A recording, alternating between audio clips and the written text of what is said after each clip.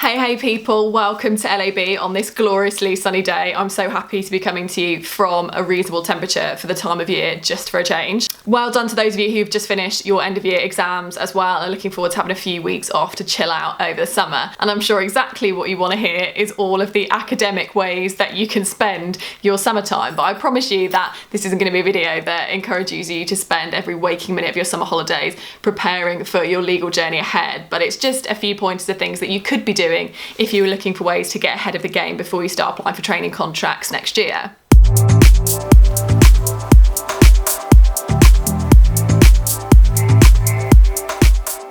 First and most obvious one is work experience, both legal and non-legal. If you don't have any contacts in the legal industry or any way of getting legal work experience, then get some non-legal work experience. Call on all of your friends and family who work in businesses or run their own businesses to let you shadow them for a few days and just learn a little bit about what they do and brush up your commercial awareness skills, because that will really help you. If you're after legal work experience, then hit up all the contacts you know. Doesn't have to be a formal work placement, can just be a couple of days shadowing. If you don't have any contacts in the legal industry, then work on making some. Some of you who've watched my previous videos will know that all I did to get my legal work experience was send a whole load of letters to local law firms, courts, barristers' chambers, none of which I knew. And thankfully I got a few that said yes. The vast majority said no, so don't be disheartened when that happens, but a few may say yes, and all you need is a few.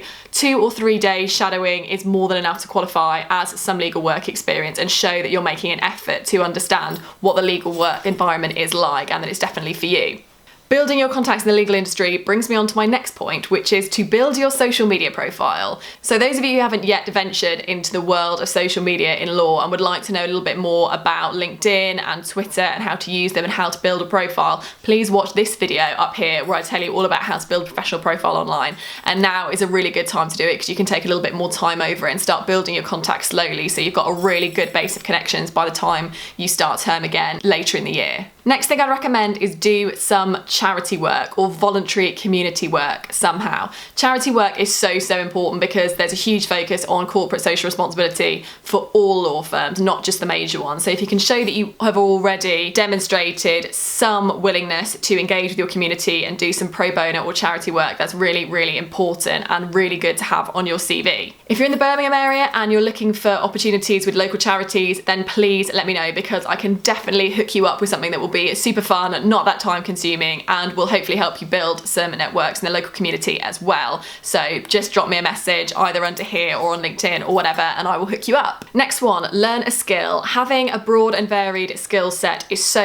important for a career in law at the moment. So if you fancy doing a short course in anything from IT to marketing to learning a language, all of those things will be really valuable to have on your CV, and you'll be surprised at how many free courses you can actually do.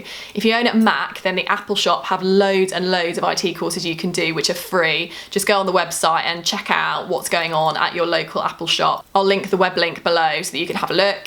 Albeit that most law firms don't use the Mac operating system, any kind of IT related skill is so attractive to law firms at the moment. I also went on read.co.uk this morning and they had a few different IT courses which were free that they offered as well, so I'll link that as well. If you have time and fancy learning a basic language, languages are so useful and are a big green tick for law firms. So even if you just learn some basic conversational French or Spanish, you can still put it on your CV and it's something really useful and attractive for you. The next one, which you've probably all been dreading me saying, is to open up some application forms and have a look at them. Even if you're not going to apply this year, it really helps if you can have a look and see what kinds of questions are on the application forms for firms that you're thinking of applying to. Even if you haven't yet decided where you're going to apply to, there's no harm in setting up a login. You don't actually have to submit an application or anything like that, but you can have a look at the sorts of questions that are being asked, and that will really help you prepare for this time next year or a little bit earlier when you are looking to actually submit your application forms, and it can really help focus your research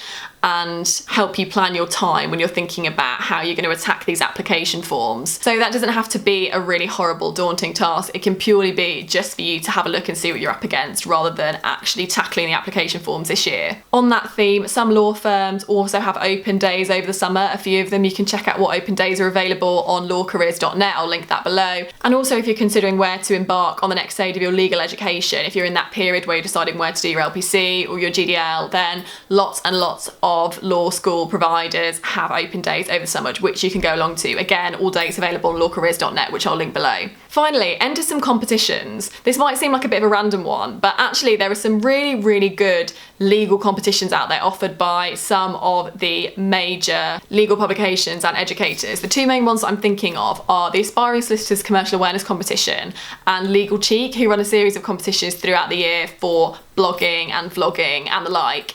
So the Aspiring Solicitors Commercial Awareness competition is so good. I've seen a number of LinkedIn posts from students who have had really, really good experience from entering that competition and ultimately winning. If you win that competition, you get 5 weeks free work experience at some major providers. So winning that competition would majorly boost your legal career, but even just being a part of the process will result in you meeting a load of great people and learning a lot about potential career in law. And equally with the Legal Cheek competitions, having that on your CV will really make you stand out from the crowd for the right reasons, because it shows how much dedication you've got to the law outside of your course and academia. So keep your eye on both of those two to see when those competitions open and try and enter them if you can. Finally, something which I wouldn't recommend doing is reading loads of your course material ahead of time. If you've been given some specific pre-reading to do, then obviously do that. But otherwise, I don't think it's a massively valuable use of time to start kind of revising and start reading your books ahead of starting your course, because they teach you everything you need to know on the course. And I think the most valuable use of your time is to prepare you for the training contract application aspects of your legal career next year rather than the academic ones, because it's going to be a massively busy time for you trying to balance academia and applying for training contracts. I know this from experience. So if you can prepare yourself as fully as possible for the training contract side of things, then that will stand you in much better stead for successfully managing your time during that period. The academia side, you just don't need to prepare for it. As I said, they teach everything you need to know on the course. So put your books down and pick up your internet browser and do some research on the firms that you want to apply to and the training contract process as the best use of your time. Also, make sure you actually have a break. It's so important. You've been revising so hard for the last few months for exams. It's really important to just switch off and take a break from it a bit, or else it can all just get a little bit over the top and overpowering, and before you know it, it'll be August and you're starting your course again and you've had no time to recover. So make sure you do some traveling, take some time away. You're not going to get this opportunity very many times again. Believe me, once you start in private practice, if you want to work your way up the ladder, then there's going to be very few opportunities for you to take more than a couple of weeks off at a time. So if you want to do any traveling, see the world, go to Europe, do whatever, make sure you do it now. Okay, thanks very much for listening. Hopefully that's been helpful. If I can help any more, or you've got any more questions, please feel free to drop me a comment underneath this video or send me a message on LinkedIn, and I will try to help as best that I can. As always, please give me some feedback, let me know what you think, and content suggestions are always welcome. Okay guys, go and enjoy the sun and your summer holidays, and catch up with you again next week. Bye.